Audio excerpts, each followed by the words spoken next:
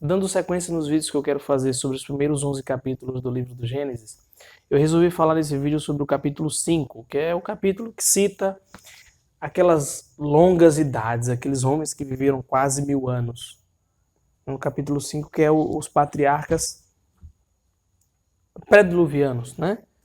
É porque alguns colegas meus dizem que isso é um mito, isso não existe, né? Como é que pode um negócio desse? E eu não penso assim, eu creio na literalidade disso aqui, eu creio realmente que esses homens viveram todos esses anos.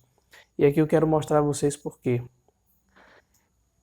Focando na literalidade, ou seja, eu quero focar na parte literal, eu não quero aqui focar na parte do que a igreja ensina. Se bem que o que a igreja ensina é o que me ajudou, que me completou. Porque, olha, eu creio na literalidade disso aqui. Foi isso que foi minha matéria de estudo. Eu quis aprender sobre isso aqui, vi que era verdade, que a ciência não contesta isso, que, aliás, ela ratifica isso. E com a igreja, com o ensino da igreja, foi que eu vi, agora, não somente com o sentido literal, mas com o sentido espiritual, a grandeza disso aqui. Então, infelizmente, aqui eu não vou ter, senão nos levaria muito longe, como traduzir todo o sentido espiritual. Mas eu vou tentar apontar para que fique um pouco claro, para que a gente coloque um pouco das bases ali. Bom, o sentido. Há dois sentidos. A igreja ensina que há dois sentidos para poder interpretar a Bíblia. O primeiro sentido é o sentido literal, ou seja, esses eventos realmente aconteceram. E existe o sentido espiritual. Por exemplo, o povo de Israel que sai da escravidão, lá do faraó, atravessa o Mar Vermelho e vai para o deserto, né? Esse é o sentido literal, ou seja, aqueles eventos realmente aconteceram. E qual seria a parte espiritual? Bom, a parte espiritual seria nós que estamos na escravidão de Satanás, vivendo nesse vale de lágrimas, pelas águas do batismo. Agora a gente vai para o deserto da vida, que é lutar para a conversão, ou seja, contra as nossas paixões, tá? A coisa mais ou menos essa, ou seja, vejam como esses eventos nos falam. Né? Deixa eu tentar dar mais exemplo.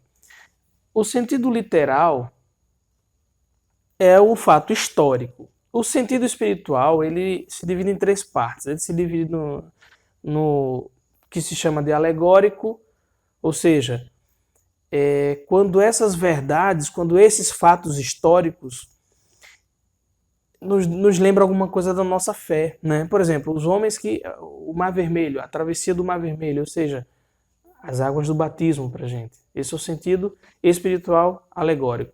Tem um sentido moral também, que seria o quê? Agora que a gente está, né, digamos assim, no deserto, precisamos viver essa lutar, ou seja, fazer. A parte moral, digamos assim, é a prática. Você precisa agora agir, fazer alguma coisa. E o último sentido espiritual seria o anagógico, que seria o anagógico é o seguinte: são através desses fatos históricos, são realidades que te levam para o céu, né? Por exemplo, então quer dizer que a gente vive num vale de lágrimas, mas que pelas águas do batismo recebemos, né, as graças de Deus, tá? Para a gente poder, no deserto agora, lutar contra as paixões de nossos pecados, nossas paixões desordenadas, para depois ir para a terra prometida. E que terra prometida é essa? A Jerusalém Celeste. Então, esses são os sentidos. Tá? Sobre essas idades assim longas, é importante aqui só a respeito, para a gente, antes de adentrar exatamente nesse tema, falar de um dado que é o seguinte: algumas pessoas criticam as Sagradas Escrituras que não podem ser verídicas, justamente porque existe uma série de, realmente é simples, né? Não é um assunto fácil, mas no tocante às datas, há uma série de dualidades, ou seja, datas que se contradizem, aparentemente se contradizem. Por exemplo, a construção do templo por Salomão. Tá? Nós vemos aqui na primeira Reis, capítulo 6, que diz, já no verso 1, que no ano 480, após a saída dos israelitas da terra do Egito, né, ali começou a construção do templo. Tá bom? Então, você tem no Antigo Testamento um número, ou seja, 480 anos. Quando você vai para o Novo Testamento, aqui em Atos dos Apóstolos, no capítulo 13, ali na pregação de Paulo diante dos judeus, a partir do verso 18, ele diz o seguinte, ele dá uma série de datas ali. Ou seja, lá no Antigo Testamento, no livro dos Reis, está dizendo que desde a saída do pessoal de Israel, dos israelitas, lá do Egito, até a construção do templo, foram 480 anos. No Novo Testamento, Paulo, o homem irrepreensível, ele conhecia isso aqui, desculpa, diz assim, aqui no verso 18 do capítulo 13. Durante 40 anos, aproximadamente, cercou-os de cuidado no deserto, ou seja, o pessoal de Israel ficou 40 anos no deserto, né? No deserto. Depois, havendo exterminadas as 7 nações na terra de Canaã, deu-lhes a terra de herança e tal. E aqui no verso 20, durante 450 anos, que foi o período dos juízes. Depois de 450 anos, ele vai seguindo aqui, pediram um rei, Deus lhe deu Saul, que governou, da tribo de Benjamim, que governou 40 anos. Né? E depois o rei Davi, que também durou 40 anos, só que essa data não está aqui. A gente consegue encontrar essa data de Davi lá no livro 2 Samuel, no capítulo 5, no verso 4. Davi tinha 30 anos quando começou a reinar e reinou durante 40 anos.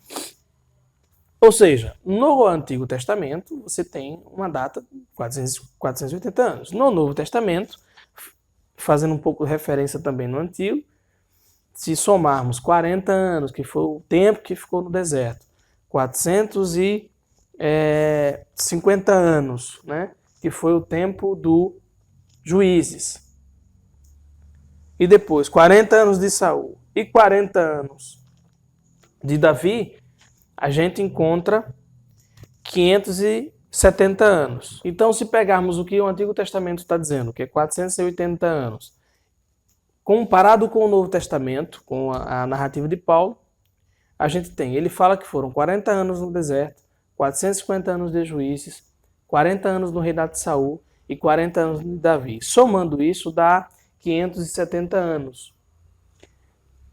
E lá, no Reis, diz que Salomão começou a construir no 4º ano do seu reinado, ou seja, acabou o reinado lá de Davi, né? Passaram-se 3 anos, no 4º, Salomão começou a construir. Então foram 573 anos. Agora, a pergunta foram 480 ou 573? Por conta desses conflitos, é que muita gente fala que isso aqui não é possível de crer, né? Por conta dessas inconsistências. Só que na realidade não tem inconsistência nenhuma, é simplesmente ignorância, porque também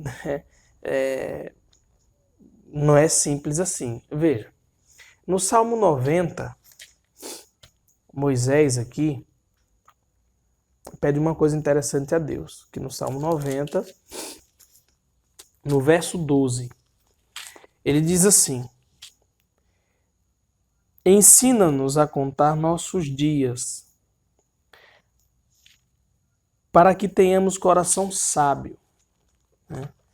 Veja, se nós fizermos a pergunta assim, quanto tempo levou desde a saída dos israelitas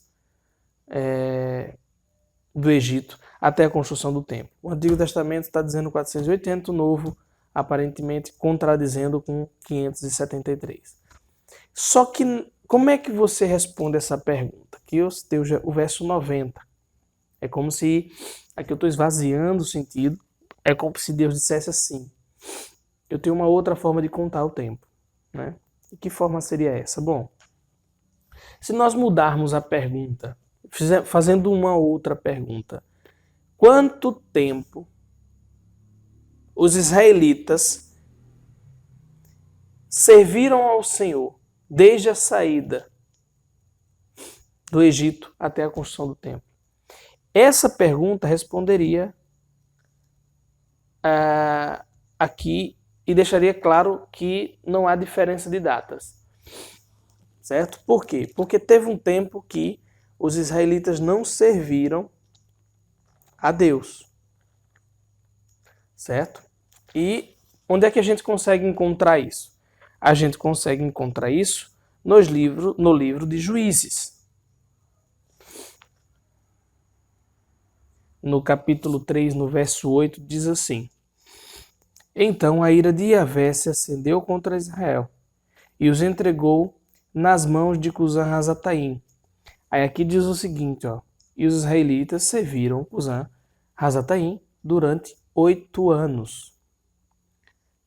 Mais à frente, no verso 14, de novo, os israelitas serviram Eglon, rei de Moabe, 18 anos. Tá bom? Mais à frente, no capítulo 4, no verso 3. Então os israelitas chamaram a Yahvé, porque Jabim tinha 900 carros de ferro. Clamaram a Yahvé, porque Jabim tinha 900 carros de ferro e tinha oprimido os israelitas durante 20 anos, ou seja, 20 anos. Aqui, ó, a Jabim. Mais à frente, aqui no capítulo 6, no primeiro verso, os israelitas fizeram o que era mal aos olhos de Yahvé, e Yahvé os entregou por 7 anos às mãos dos madianitas. Mais à frente, no capítulo agora, deixe-me ver, capítulo 13, no verso 1.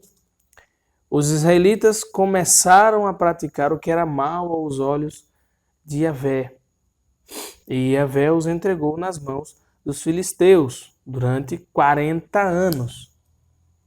Agora, fazendo a conta, vamos lá. Serviram a Cusã-Razataim por 8 anos, serviram a Eglon 18 anos, serviram a Jabim 20 anos, aos midianitas por 7 anos e aos filisteus por 40. Isso soma 93. Se pegarmos os 573, antes dito lá por Paulo, e diminuir esses 93, chegamos exatamente aos 480 anos, que é o que está escrito no primeiro livro dos Reis. Ou seja, não há erro algum. Tá bom? Aqui é só uma premissa, porque eu quis dar esse fato histórico, porque eu acho que ele é bem interessante. Tá bom? Agora, para falar com relação à idade, agora finalmente, para a gente começar a concluir aqui o assunto. Veja, as pessoas dizem, você crê realmente que o cara tinha 966 anos? Eu creio. E não é uma questão de fé reflexiva. Não. Não é primeiro que eu não concordo com a fé reflexiva, tá? Fé reflexiva. Deixa para outro momento. Eu creio na matemática. Se você só apresentar matemática, pronto. Eu vou apresentar um gráfico para vocês aí. Imagine que a gente, no meio acadêmico, vai fazer uma apresentação de alguns organismos. Então eu fui lá, pego esses dados, apresento e digo, olha, estamos fazendo uma pesquisa com os organismos e à medida em que as gerações vão passando, decaindo, há ali um ponto baixo Mas percebe-se a partir do último ponto ali, né? Digamos assim, o homem que mais viveu ali, né? Que a partir dele começa a cair, houve nas próximas gerações uma redução. Digamos que a escala de 0 a 1 que eu coloquei, de 0 a 1000 que eu coloquei, é uma escala simbólica. E ali a gente fala o seguinte, não, mas o que aconteceu ali? Aí você vai falar, não, a gente colocou água. Mudamos o meio em que aqueles organismos viviam.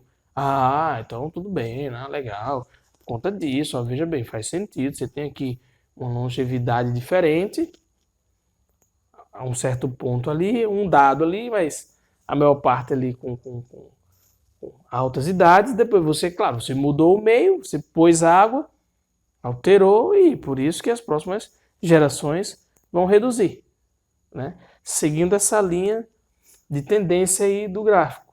Tá tudo de acordo, a ciência está de acordo, todo mundo bate palma, beleza, isso aí está fechado, porque de fato, você botou água, você mudou o pH da água, ali alterou o meio que eles vivem, ali com certeza houve uma alteração, né, nos organismos, enfim. Né? Ponto, fechado, fechou o assunto. Aí você vai lá e apresenta os nomes. Você coloca o nome ali de cada um. Né? Ou seja, os nomes ali de Adão até José. E diz que essa genealogia, tá? É a genealogia ali, digamos assim, né? Aquela sequência que está descrita no capítulo 5 do Gênesis. Apresenta ali, é aquilo ali como é que tá lá no Gênesis. As idades são exatamente essas. Aí já, oh, não, aí você tá de sacanagem, tá tirando com nossa cara. Né? Mas veja, como é que esses homens nos assumem, quando se fala em ciência, não, faz sentido, mas quando vem pra cá, é preconceito total, ou seja, não é, muda. Quer dizer, você acabou de me dizer que eu tinha que crer no que você disse, estava certo. Aí agora que eu te mostrei esses nomes, e que eu estou falando sobre Bíblia, você está me dizendo para eu não crer no que você acabou de dizer que era para eu crer. É sacanagem, né? Veja, meus queridos, eu creio literalmente esses eventos, esses nomes são literais. O problema é que a gente não tem mais espaço hoje para o mistério. Hoje tudo tem que ser empírico, tudo tem que pegar, não só creio se eu ver, né? Uma espécie de protestantismo até. Tá na Bíblia, né? Quer dizer, tem que parar com isso, né? Tem que parar com isso. Desculpa até citar, depois eu vou falar um pouco sobre essa questão da Bíblia, né? Mas só escapuliu. Só que esses eventos, essas idades, elas são verdades, mas a gente tem que crer no mistério. Há um mistério. Quando você crê no que crê e ensina a igreja. Ou você crê nisso, ou você corta o tripé, que leva você ao entendimento. Então, não duvidem, não achem, não, porque essas idades aí não é bem assim, essas idades aí é porque os anos eram contados diferentes, eram meses. Isso não tem um mínimo sentido, porque na própria narrativa, se você pegar lá a narrativa do capítulo 5, se você está dizendo que aqueles livros ali, que aquelas idades ali não eram exatamente literais, que na realidade aquilo ali não era anos, era meses. Então 900 anos seria em torno de 80 anos, né? Porque na Idade Antiga as pessoas viviam 70 anos, 40 anos, né? Na Idade Média tinha um índice assim. E aí, estaria em desacordo. Mas as pessoas não se dão conta de que aqueles seres humanos viviam num ambiente totalmente diferente. Era um outro clima, era um outro tipo de alimentação, né? Não havia chuva, não havia essas mudanças climáticas, não havia poluição. Quer dizer, não se dão conta disso. E se você disser que o cara que é de 900 anos, na verdade é 80, tem 2 cidadãozinhos aqui que tiveram filhos com, aqui ó, capítulo 5, né, verso 15. O cara completou 65 anos e gerou Gerade. Malaleel, uma coisa assim. Desculpa, pensando no assunto, acabei falando o nome errado. Mas, ou seja, se ele tinha 65 anos e gerou, se você fizer essa mesma conta, ele tem que ter 8 anos ali. E 8 anos é impossível gerar vida. Outros dizem que Olha, tem o sentido, o número na Bíblia é muito complexo. Não é isso que eu quero falar agora, não, nem dá. Mas esse assunto é literal e eu vou explicar por que agora. Os 8, há quem diga também que ali é porque, olha, eram dados perto do dilúvio, né? Uma espécie de séculos que são contados ao contrário, né? Século V antes de Cristo. E se você quiser uma idade mais velha, você tem que, né, aumentar. Se você quiser pegar uma idade mais nova, diminuir. Né? Meio que ao contrário, entende? Né? Do ano zero para frente positivo, para trás negativo. E as pessoas dizem que é isso também, mas não, essas idades são verdadeiras. Agora, para finalizar e dizer a você, para que você pense um pouquinho, por que eu digo que é verdadeira? Literal. E aqui eu vou dar um dado científico. Entre no Google aí, entre no Google, você tem interesse, busque isso. Entre no Google e procure tratamento telomerase. Reparação de telômeros, alguma coisa assim. O que é isso? O telômero, né, é um elemento importante no envelhecimento celular, certo? O que acontece? O telômero parece uma ponta de cadastro, assim, um plásticozinho. Vou botar a imagem para você ver. É uma espécie de contador de divisão celular que protege o organismo contra divisões, né, fora do controle, como acontece com câncer. Ele parece uma ponta de cadastro, mesmo, tá vendo? A presença dos telômeros impede que a extremidade de um cromossomo entre em fusão com o outro. Quando uma célula se divide, o seu DNA é replicado perfeitamente de ponta a ponta. Né? Tá certo? Então, o que acontece? As células, digamos que elas fossem possíveis se o telômero não acabasse, tanto que brincam que esse tratamento é o tratamento da longevidade, né? Porque a própria ciência fala que se você manter o telômero grande, né, que ele não diminua, você vive mais. A própria ciência já diz isso, tem tratamento, pesquisa aí. Então, eu creio, a igreja ensina que Deus criou o homem para viver aqui na Terra. Se ele não tivesse pecado, se não tivesse acontecido o pecado original, os homens seriam capazes de viver aqui, digamos que eternamente. Isso não aconteceu.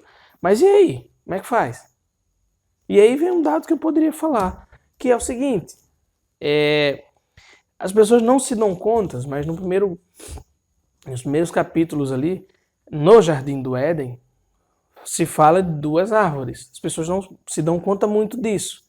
Fala da árvore do conhecimento do bem e do mal, mas também fala da árvore da vida.